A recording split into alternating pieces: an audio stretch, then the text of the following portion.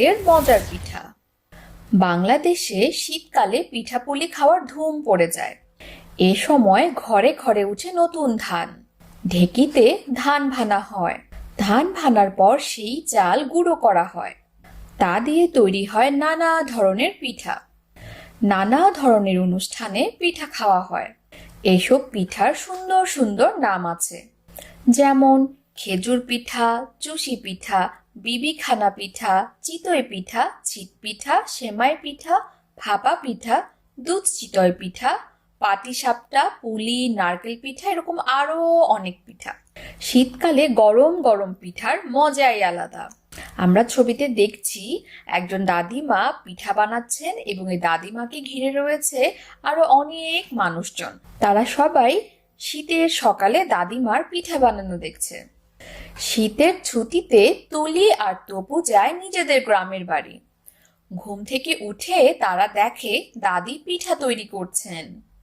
তুলি বলল, দাদিমা, এটা কি পিঠা? দাদি বললেন, এটাকে বলে ভাপা পিঠা। তপু বলল, ভাপা পিঠা বানাতে কি কি লাগে? দাদিমা বললেন, চালের গুঁড়ো, খেজুরের গুড় আর কোড়া নারকেল। এরই মধ্যে দাদি পিঠা বানানোর ছাঁচে চালের গুঁড়ো নিলেন। তার ভেতরে দিলেন গুড় আর কোড়া নারকেল। উনুনে পানির হাঁড়ির উপর সেই ছাঁচ রাখলেন। ভাপে সিদ্ধ হলো পিঠা। আমরা ছবিতে কি দেখছি? তুলি এবং তপুকে দেখছি, সাথে রয়েছেন দাদিমা। তপু আর তুলি কি দেখছে? দাদিমার ভাপা পিঠা বানানো দেখছে এবং জেনে নিচ্ছে কিভাবে ভাপা পিঠা তৈরি করা যায়। এর মধ্যে সেখানে এসে উপস্থিত হলেন তাদের ফুপো আর ফুফাতো ভাই বোন। ভাইটির নাম অনু, বোনটির নাম পলা। তুলি অনুকে জিজ্ঞেস করলো, অনু, তুমি কোন শ্রেণীতে পড়ো? অনু কি উত্তর দিল? দ্বিতীয় শ্রেণীতে। এরপর তপু পলাকে জিজ্ঞেস করলো, পলা, তুমি কোন শ্রেণীতে পড়ো? পলা বলল, প্রথম শ্রেণীতে।